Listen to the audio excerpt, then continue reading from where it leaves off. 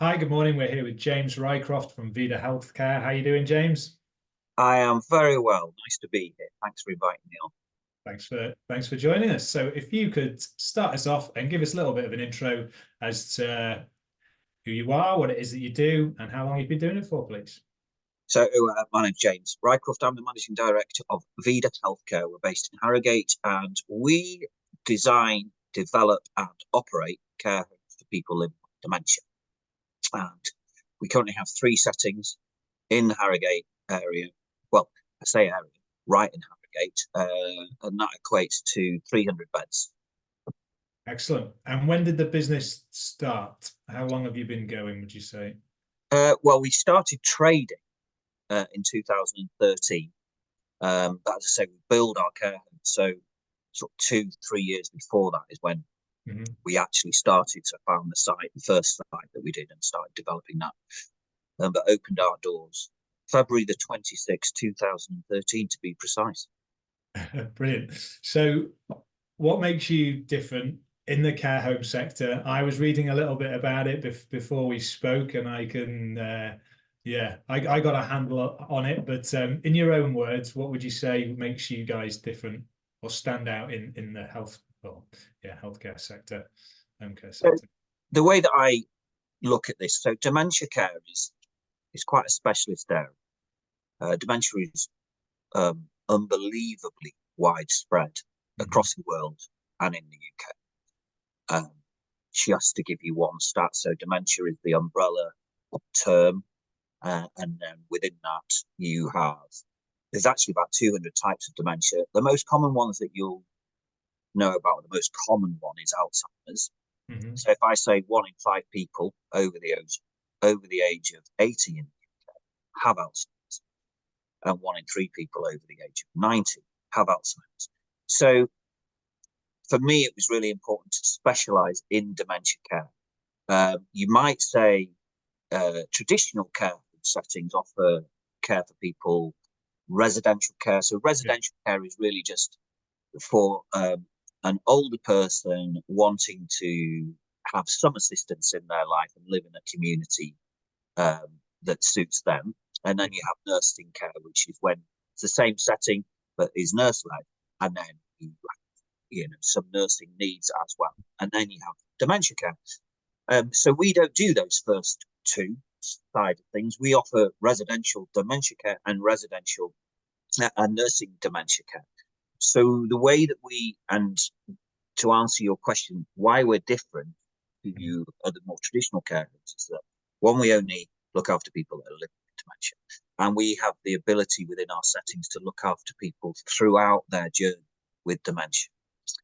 So we design our buildings specifically around the needs of people living with dementia, and there's a million things that you can do with good design that you might not normally think about. So in our buildings, they're large buildings. The one that I'm in right now is a 68,000 square foot building, but it has effectively 8 small care homes in it. Wow. We just use this particular one as an example. You may come in here with an earlier stage of your journey with dementia, and then as your needs change, you can move into a different house. So as I say, there's 8. They're all really similar in terms of layout, design, flooring, artwork, furniture. Because what's so important in terms of good care for people living with dementia is consistency and familiarity of surroundings. So instead of moving to another building or another care setting, which is quite disruptive, we find it disruptive, to move house, for example. If you're living with dementia, it's kind of quadrupled. It's very stressful.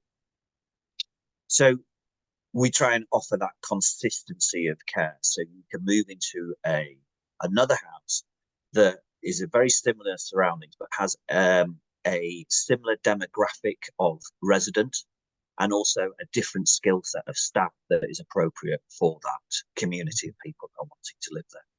So I think, we specialize in dementia care, and we look after people all the way through their journey. Fantastic. How did you get to the point of that design? What did that take, to say, right, we're going to be this specialist and we're going to do it this way because we believe these are the right ways to do it. How did that kind of come about? Just listening to you there, it's a question that pops into my mind as to, I love the way entrepreneurs, business people can help with these things and create businesses with a solution tailored, especially in sectors like this where it's needed. But yeah, how did you come about to become a specialist, if that makes sense in the question? So before I started Vida, we did actually have another care home.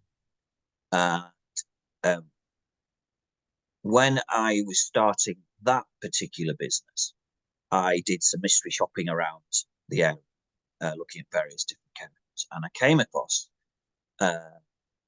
sometimes people just really stand out who you meet. And Bernadette Mossman, who's our healthcare director now, really stood out because when I went to see the care home she was working in, the way that she held herself, the way that she operated that care, and the respect and dignity that she offered to the residents that were living there, they were the centre of the world. And I really remember when we went into the care, before we went in, Bernadette went into the actual home and said, "Ladies and gentlemen, I've got some visitors that are coming. Would it be all right if I showed them around your home?" And I thought, do you know what? That is so respectful, and it's how it should be. And it made me feel, it just made me feel really good. And that's so, and Bernadette wouldn't come and work for us at that time because of the setting that we had, which was more of a traditional setting. Bernadette specialised in dementia care, and this was a care for people living with dementia that we looked around, and it took my breath away. Because fundamentally, it was all about kindness and respect for the residents. And that's what good care is in a nutshell. You don't have to overcomplicate this. But we then sold that business. And then I always remembered Bernadette. I thought, do you know what? We need to be focusing. And it put in my mind about dementia care. I said, we need to be focusing on this, and we need to be doing a better job. And we need to offer a kind of full service around this. What is it? It's a terrible, terrible disease, effectively. Yeah. And I think people deserve the very best. So I quite simply surrounded myself with people that are a lot better than me. I had the vision, and that vision, as I said, is really simple, which is to look after people really, really well. And I gauge the performance of my service on whether I can sleep at night. And if I can sleep at night, I can rest easy. So my ethos in business and my ethos in terms of how we deliver our care is really, really simple. And I think that's golden for me, because, you break it down. I could sit here and try and sort of make things up that make me sound, intelligent and dynamic. The reality of the situation is I have a vision, and I surround myself with so we have 600 staff at the moment. Every single member of my staff is so valuable in this business. And without every single department working together, it doesn't work as an operation. So whether you're the managing director, a healthcare assistant, a nurse, housekeeper, laundry worker, chef, it does not matter, because without everyone doing their bit, the whole environment doesn't come together and it doesn't work. So that's why that's how I operate, and that's how I feel is the right way to do this, because in the end, it's a people's business, and we're looking after people. Yeah, you mentioned there about the simplicity of the ethos and I suppose keeping focus on that. It's something that I've heard a number of times when doing these interviews, and simplicity is often the hardest thing to achieve, even though it's, clarity is key and all that. So what would you say is your philosophy around it that keeps that, I suppose, guiding light around where everybody can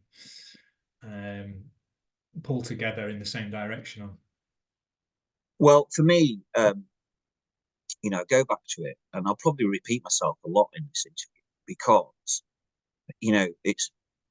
it's all about the residents. You know, that's why we get up in the morning.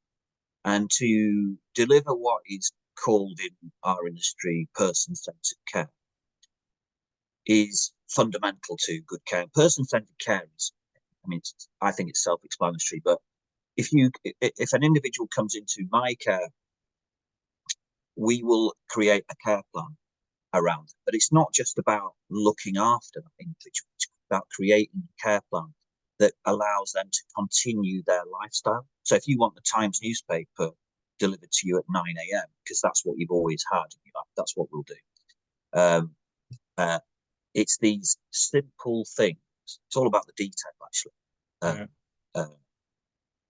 But it's individual care, and it's very, very focused on every aspect of that individual. If we get that right, we're done. You know, it's as simple as that. Because I want people to come in and feel that they're at home, and to create a home is, well, we've all done that all of our lives, haven't we? But the last thing we think that we're going to do is then in our twilight years move into a communal setting. It's not really what people want to be doing. It's not an ideal choice for people.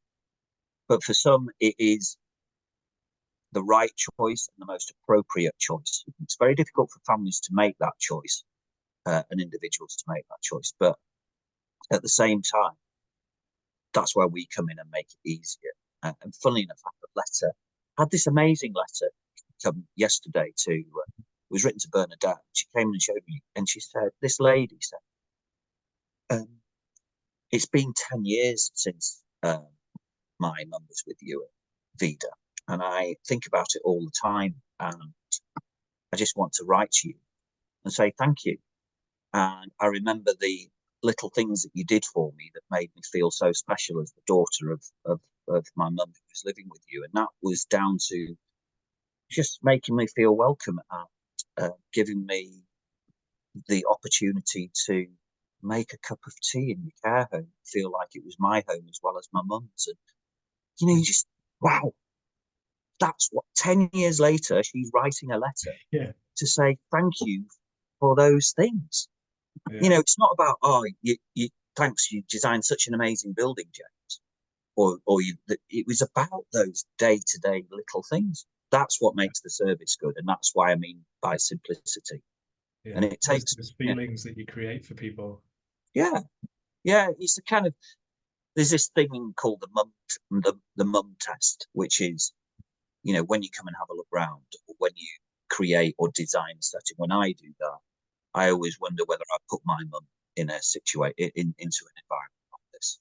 And if the answer is yes, then we're doing it right. Stuff. Thank you. That's a really good share. Appreciate that. So kind of going back to business a little bit more, and the journey that you've been on developing your care homes. How would you describe that? Would you say, some people say roller coaster? What kind of description would you give it from starting Vida through to where you are now? How's it been? Emotional. Good word. I bet. Yeah, I get excited about the creative side of it and the innovation that we try and sort of put into our daily working. And the bit, what I love the most is finding a site, getting an architect on board, and then trying to envisage this building that we could put onto it, and then all of a sudden you sat in it a couple of years later, and it's a great feeling to be able to do that, you know.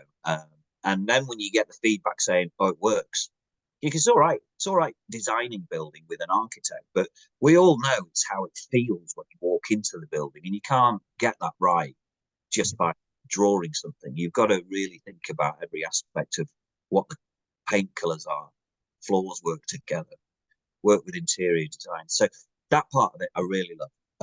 And it's, I think initially when we first did our Vida Hall, you know, you're a bit apprehensive because your big business model is a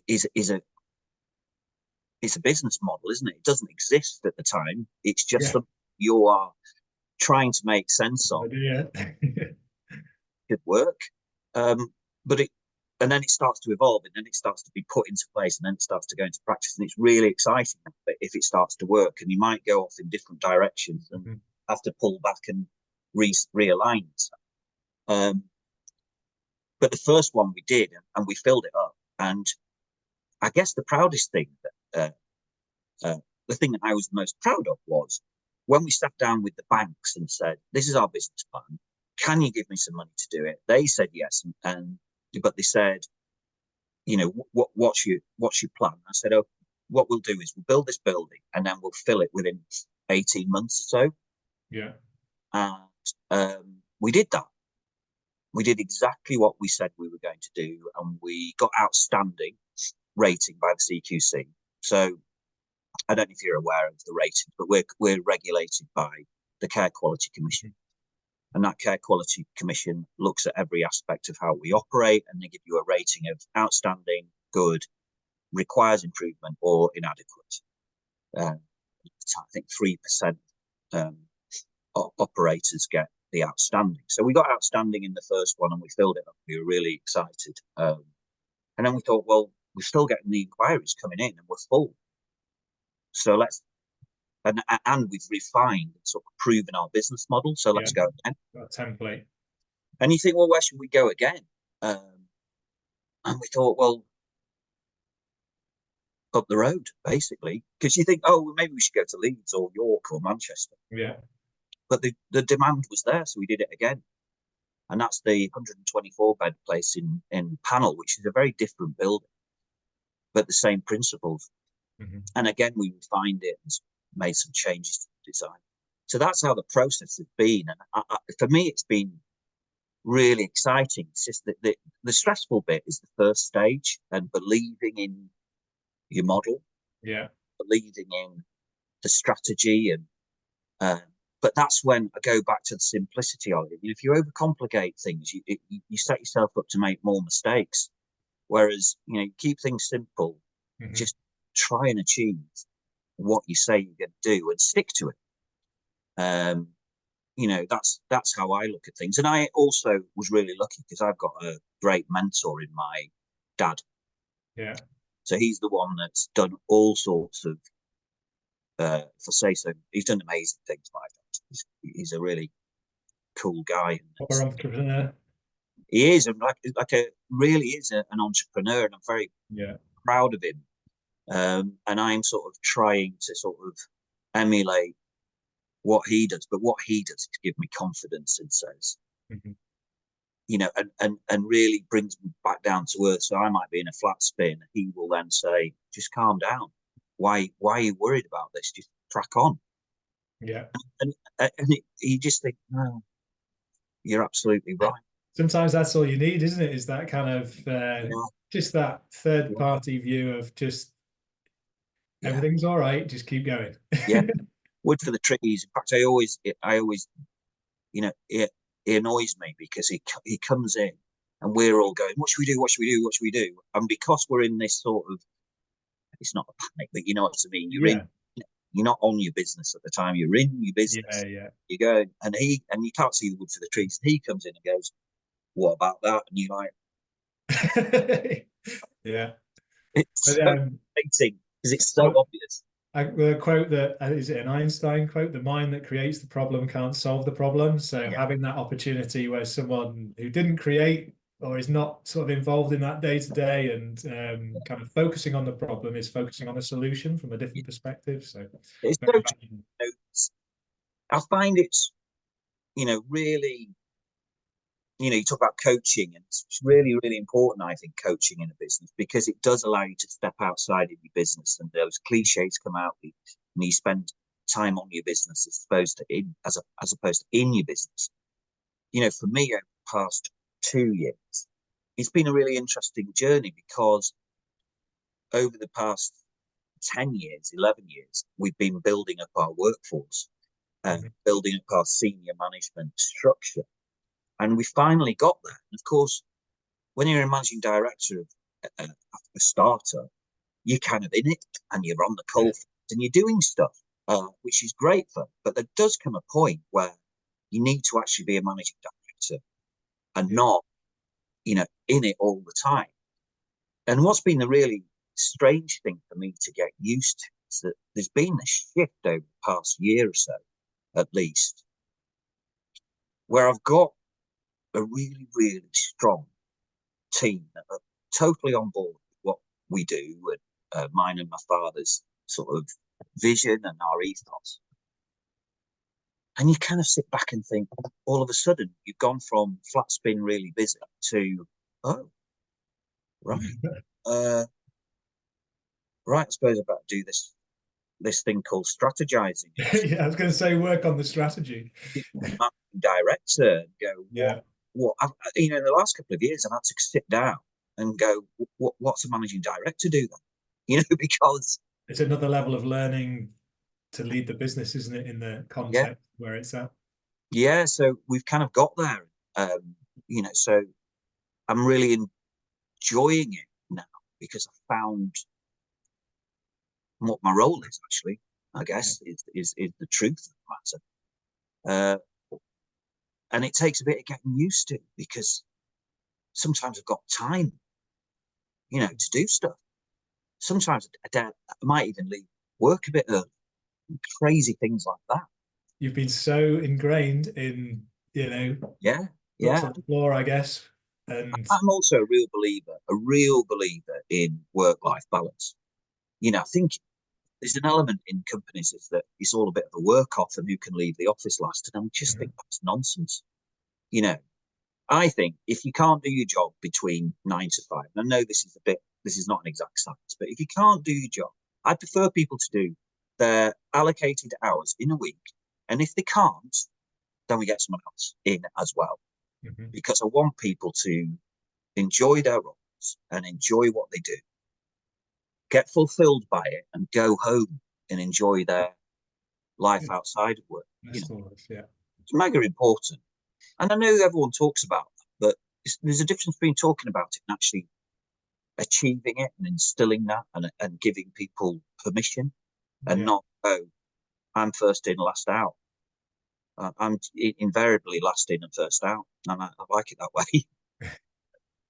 So what's the biggest lesson of all of that? I've really enjoyed hearing that experience and that you've shared. In one word, what was the biggest lesson? Would it be that simplicity of how you approach things and keeping that as a guiding light, or anything else?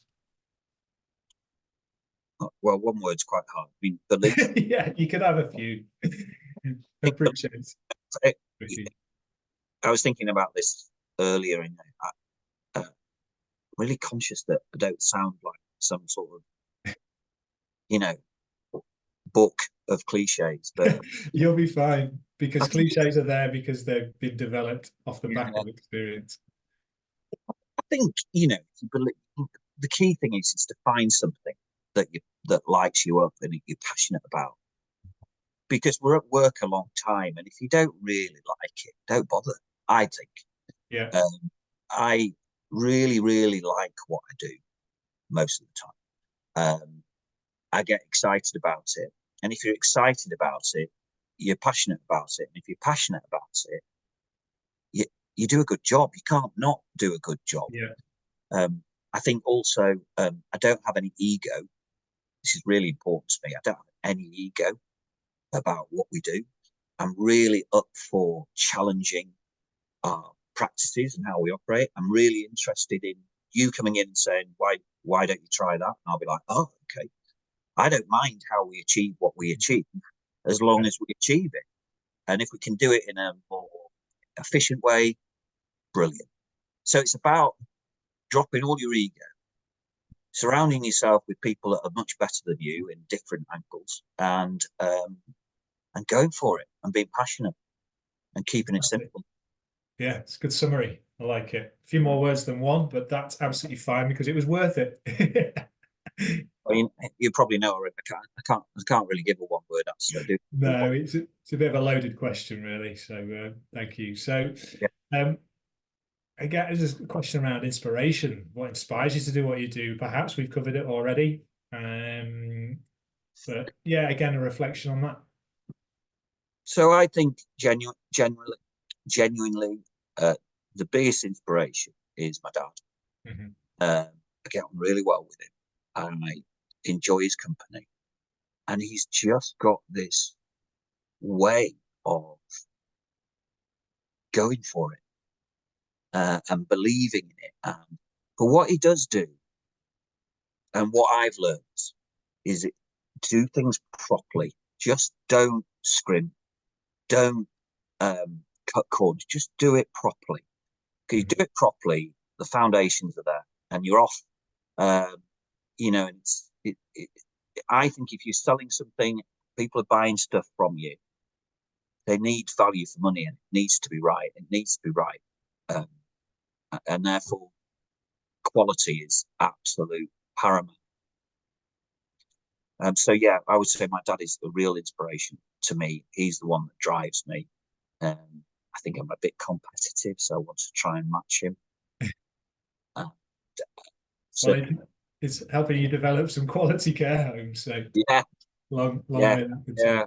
yeah. So I do all of that, and then he takes Yeah. all the worry. It's Chris, isn't it, your dad? Yeah. Thanks, James. So lastly, if there's any latest news around what you're up to, feel free to share, or even if it's just a case of us finding your website. If there's anybody watching who wants to know more about what you do, feel free to share that.